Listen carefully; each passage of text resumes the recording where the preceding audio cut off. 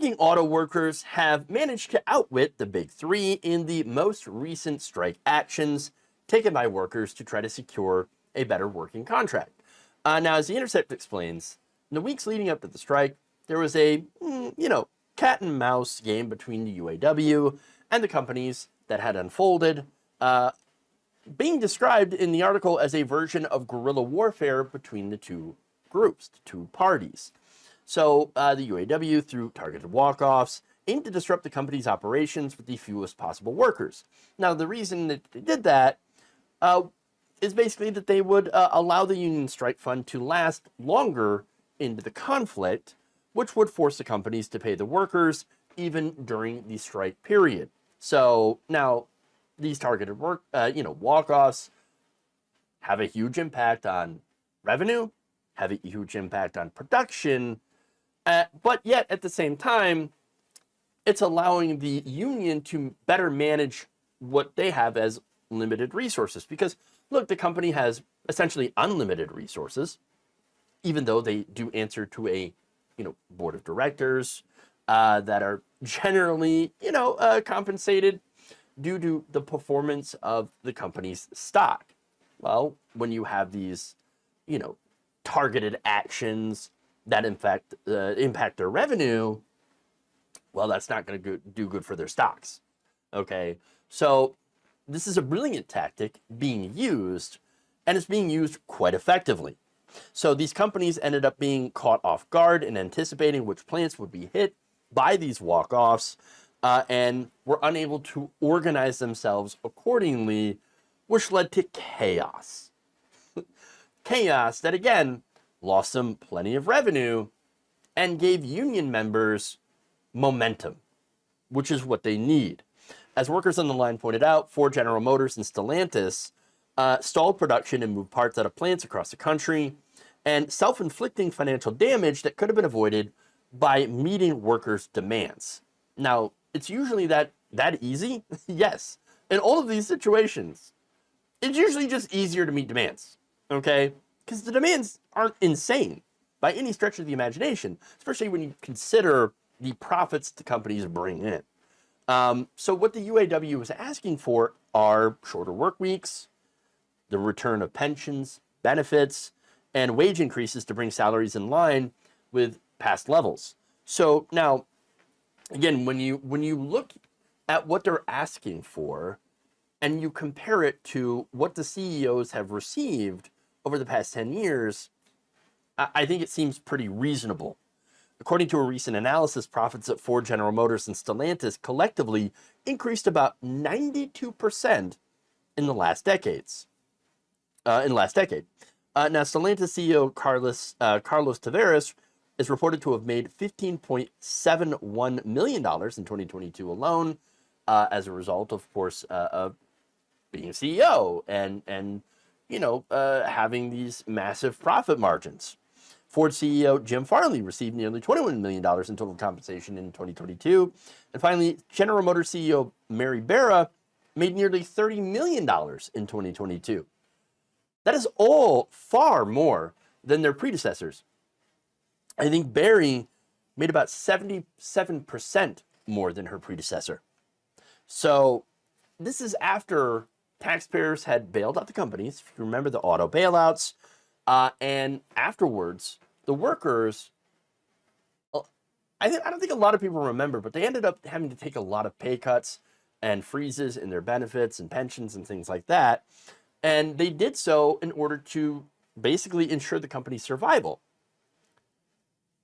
But those things were never restored after the companies became profitable. That's the issue. In fact, average hourly earnings for workers in car manufacturing have fallen about 19%, adjusted for inflation, according to the Economic Policy Institute's senior economist, Adam S. Hirsch. So, hold on here. In the last decade, these companies have made a collective 92% in increased profits, whereas pay fell 19%.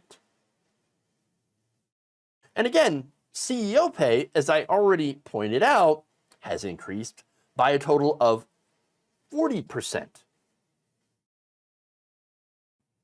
And overall, since 1978, CEO compensation among America's 300 biggest companies, which again the big three are part of, has gone up a whopping 1,460%, while the average typical American worker's pay grew by just 18%, both adjusted for inflation.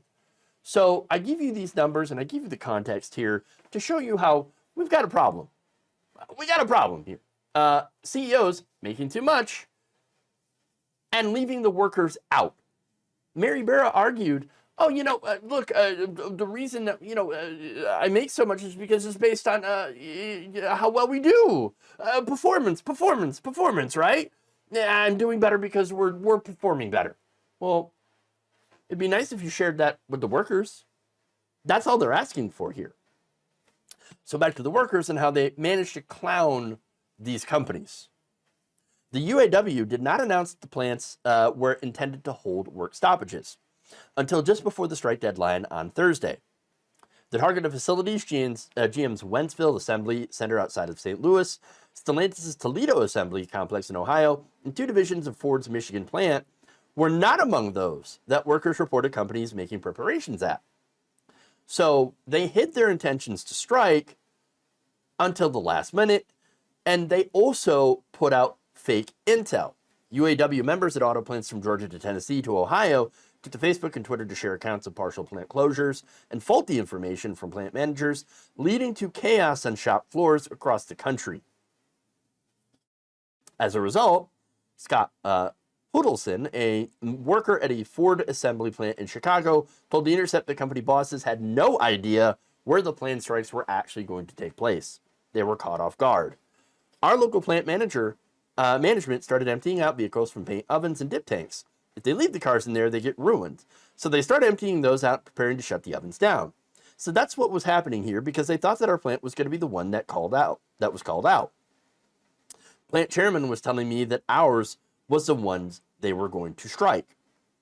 Huddleston said that other automakers had transferred parts from plants elsewhere in the country, including one in Tennessee. At GM in Spring Hill, they loaded engines to send to Wentzville because they thought Spring Hill would be the target.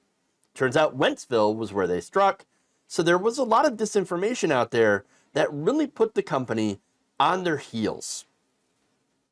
I love that. So as a result of this disinformation campaign from workers, from the union, these companies were sending, parts and things to places that were shutting down, so that they get nothing done, so that all of their preparations went to naught and they would lose revenue. And again, the goal here is to have the company lose more revenue than what would cost them to come to the negotiating table with these unions. It's brilliant.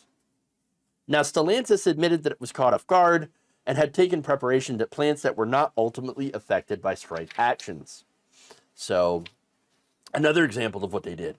Earlier this month, the industry-aligned publication Auto News published an article describing plants that UAW members would likely target, including Ford's Livonia transmission plant in Michigan, its Lima engine plant in Ohio, and the Cleveland engine No. 1 facility. The article claims Stellantis' engine and transmission plants in Indiana, Michigan, as well as 3 GM plants across 3 states, were also likely strike targets. Now, this, again, publication publishes this article filled with disinformation that gets picked up by CNBC. CNBC broadcasts it. You had a reporter saying that he got the information from a source familiar with the UAW's plans. That source, however, was lying, because not one of those plants saw a shutdown at all. Whoopsie. I love it. Putting out that disinformation and inflicting maximum financial damage to bring them to the negotiating table. So who do we thank for this strategy? Well, we can actually thank previous workers. Back in the 1930s, workers used these tactics, which again ultimately led to this very union being recognized by the Big Three. So you basically had the leader The UAW's new president, Sean Fain, going back through the history books and examining what worked and what didn't. And let me tell you, this works.